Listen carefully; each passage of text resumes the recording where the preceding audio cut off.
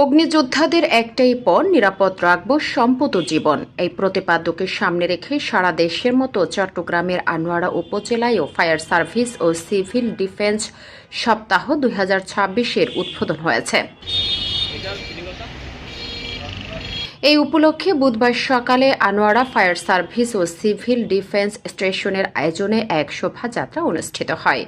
এ সময় আনোয়ারা ফায়ার স্টেশনের ভারপ্রাপ্ত কর্মকর্তা মোহাম্মদ আবদুল্লাহর সভাপতিত্বে প্রধান অতিথি হিসেবে উপজেলা নির্বাহী কর্মকর্তা ইউএনও মোহাম্মদ মহিউদ্দিন, বিশেষ অতিথি হিসেবে সহকারী কমিশনার ভূমি দীপক ত্রিপুরা উপস্থিত ছিলেন। শোভাযাত্রায় অন্যান্যদের মধ্যে উপজেলা প্রকল্প বাস্তবায়ন কর্মকর্তা উমা খান খাফি, আনোয়ারা মুক্তিযোদ্ধা কমান্ডার আব্দুল মান্নান সহ স্থানীয় বিভিন্ন স্কুলের শিক্ষার্থীরা উপস্থিত ছিলেন।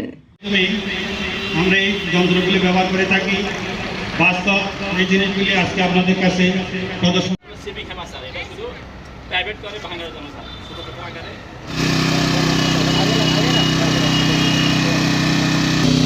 দক্ষিণ হচ্ছে বঙ্গোপসাগর, মাঝখানে ছোট্ট একটি দেশ। এই দেশে আমাদের যে বিভিন্ন দুর্যোগ ঘটে আপনারা জানেন, সেই দুর্যোগের ক্ষেত্রে সবার আগে আমাদের যে ডিপার্টমেন্ট আমাদের দুর্যোগে আমাদের পাশে দাঁড়ায়, সেটি হচ্ছে বাংলাদেশ ফায়ার সার্ভিস ও সিভিল ডিফেন্স। আপনারা তো সকলেই জানেন যে ডিপার্টমেন্ট যদি কখনো কোনো দুর্যোগের সংবাদ পায়, কোনো দুর্ঘটনার সংবাদ পায়, 30 সেকেন্ডের মধ্যে তাদেরকে স্টেশন থেকে বের হতে হয়।